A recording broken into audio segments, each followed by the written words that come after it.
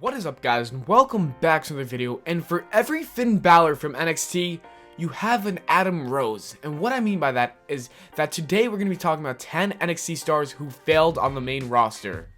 Number 10, the Ascension. When the NXT changed up in 2012 and became more of a brand than a reality show, the WWE were lacking in the tag team division. Connor and Victor decided to take advantage and form a tag team called the Ascension. They had the greatest tag team champion run in NXT that lasted a good 364 days.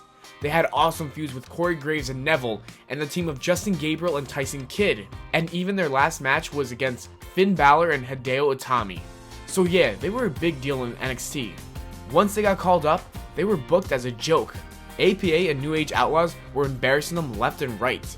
Basically, the buzz for them ended after a couple of weeks on the main roster. Kane even eliminated both of them on the first episode of SmackDown Live after the brand split. Number 9, Brodus Clay. Brodus Clay spent his time in the developmental as a bodyguard for the Usos and Tamina. After being so successful as a scary security guard, he was headed to the main roster.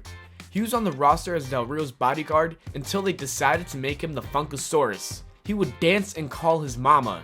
After they did this, his career went downhill, and he was even sent back to NXT. He was becoming a beast again until they decided to release him. You can never ever recover from the Funkasaurus, and the WWE learned that the hard way. Number 8, the Vaudevillains. The two most recent NXT stars to fail on the main roster are Aiden English and Simon Gotch. These two were on top of the world in NXT when they won the tag team titles at TakeOver Brooklyn, and the crowd were excited and happy. They got one of the loudest pops that night.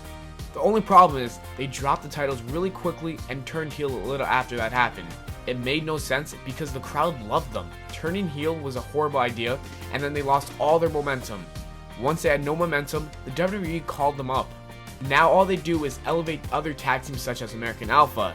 Another thing that happened that made things worse is Simon Gotch fought Sankara backstage. Number 7, Sankara. The gimmick Sankara has had a bumpy ride in the WWE. After the first wrestler who was playing Sankara left, they got someone new because they thought the character could flourish. The new Sankara was winning many matches until he got lost in the shuffle and then was sent down to NXT. It wasn't a bad thing because he rejuvenated his career with Kalisto and won the tag team championships and had a lot of momentum before getting called back up to the main roster. Once they arrived to Raw, they had an okay run, but it was clear that they wanted to push Kalisto and not Sankara. Fast forward to the draft, and Sankara, stuck on Raw, lost in the shuffle once again. Number 6, Fandango. Fandango was in the company for a long time before he made his main roster debut. He was known as Johnny Curtis, and he was killing it in FCW, which changed to NXT. The WWE saw a lot of potential in him, and that's why they gave him a huge debut. He defeated Chris Jericho in his first match at WrestleMania 29.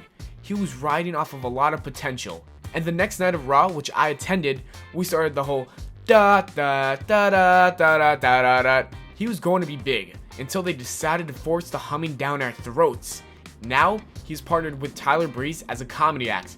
But to be honest, I really like the tag team and see massive potential. But does WWE see that potential I see? Number 5, Adam Rose. Adam Rose has taught many NXT wrestlers a lot of valuable lessons.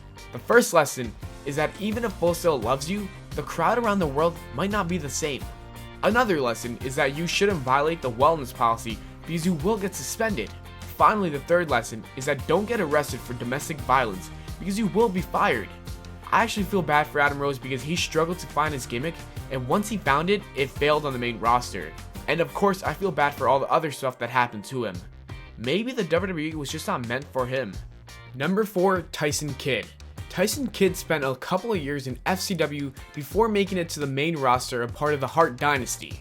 I love the tag team, but it was time for them to move on to a singles run. After a terrible run, WWE sent him back to NXT, and he was doing amazing, catching tons of momentum. After catching some fire, they put it out by pairing him with Justin Gabriel. That team failed, and they made Kidd a top star on NXT, having awesome feuds with Neville. Tyson Kidd loved being the top guy in NXT. Once they felt he was ready for the main roster, they paired him with Cesaro, and even though the team was awesome, they needed to become stars by themselves. Unfortunately, Tyson Kidd got injured, and we're left not knowing if he will ever return. Number 3, Bo Dallas. Bo Dallas is a third generation star. He was a star in FCW for 4 years, capturing the world title for 3 times, defeating guys like Corey Graves and Seth Rollins. Once NXT rebranded, he was given a happy gimmick, and even though it seemed like it wouldn't work, he defeated Big E for the NXT title. Bo made his debut to the main roster with the Bo Leaf gimmick, and people could not take that gimmick serious at all. It is crazy how WWE still has not repackaged him because he has so much potential.